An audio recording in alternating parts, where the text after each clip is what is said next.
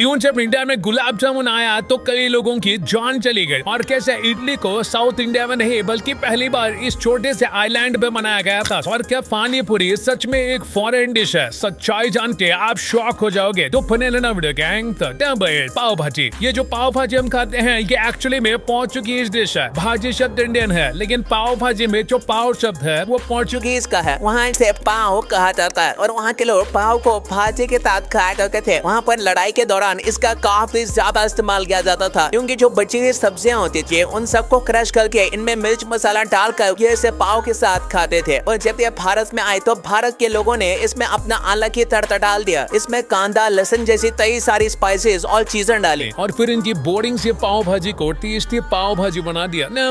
गुलाब जामुन जब ये इंडिया में आया तो कई लोगों को अपने जान से हाथ धोना पड़ा। इसके इंडिया में आने की स्टोरी काफी सैड है। इससे सबसे पहली बार मुगल्स लाए थे जो कि इंडिया के लिए काफी वायलेंट थे। उस वक्त गुलाब जामुन को लुकमात अल कदी कहा जाता था जो कि एक पर्शियन डिश है। और इसके लिए भी दो मशहूर स्टोरी है। एक तो ये कि इसे मुगल्स अपने साथ पर्शिया से यहाँ पर लाए थे और यहाँ के लोगों को भी ये बहुत पसंद आया था। और वहीं कई लोग ये भी कहते हैं कि जो पर्शिया के शेफ थे उन्होंने मुगल बादशाह को खुश करने के लिए एक स्वीट बनाया था और गलती से उनसे गुलाब जामुन बन गया। हालांकि इसका कोई प्रूफ मौजूद नहीं है। नंबर 6 इडली। हमें इडली को देखकर लगता है कि ये एक साउथ इंडियन डिश है लेकिन मुझे भी अब पता चला कि हम गलत हैं। दरअसल इडली वो एक इंडोनेशियन डिश है जिसका रियल नेम है केडली। ये तब की बात है जब इंडोनेशिया में हिंदू राजा राज करते थे और उनमें से कई राजा शादी करने के लिए इंडियन वाइफ को चुनते थे। और जब वो इंडिया में आती थे तो उनके साथ ये केडली भी इंडिया में आई और इंडिया में आने के बाद इडली बनकर रह गई। और इसके कई वक्त बाद इडली और सांभर को साथ में खाना शुरू किया। और कई लोग ये भी मानते हैं कि केडली को इंडिया में राजा नहीं बल्कि अरब लाए थे। पर जैसे भी हो ये है तो इंडोनेशिया की। नंबर 5 समोसा। ये इंडियन फूड होने के बाद भी इंडियन नहीं है। इसे समोसा या समोसा कहा जाता है। ये एक्चुअली सेंट्रल एशिया का है। वहाँ पर इसके अंदर मीट डालकर खाया जाता था। लेकिन जब 10th सेंचुरी में ये इंडिया में आया तब अब इंडिया में ज्यादातर लोग वेज खाया करते थे और इसीलिए इंडिया के लोगों ने इसके अंदर से मीट को बाहर निकाला और आलू का मसाला भर दिया और यही से शुरुआत हुई समोसे की। और आज हम इसे तीखी चटनी के साथ बड़े चाव से खाते हैं।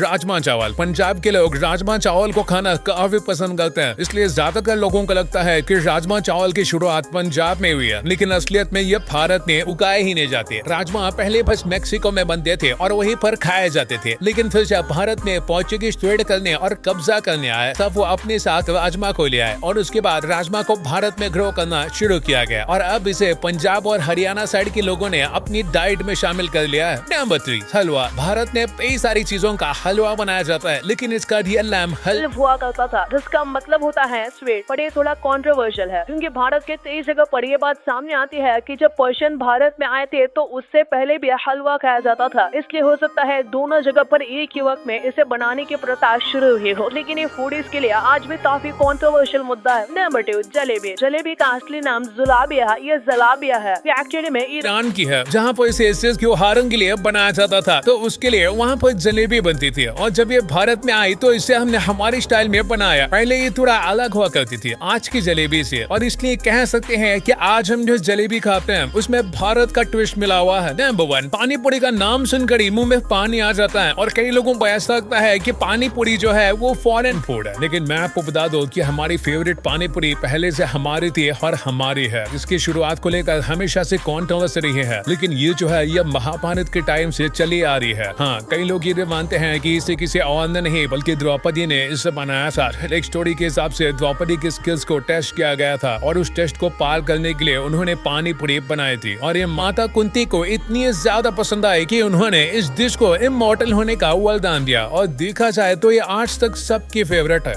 अगर आपको वीडियो पसंद आए तो इस वीडियो को लाइक कर देना और ऐसे ही इंटरेस्टिंग वीडियोस आगे भी देखने के लिए हमारे चैनल को सब्सक्राइब करना और इस वीडियो को अपने दोस्तों के साथ शेयर भी करना। And thanks for watching.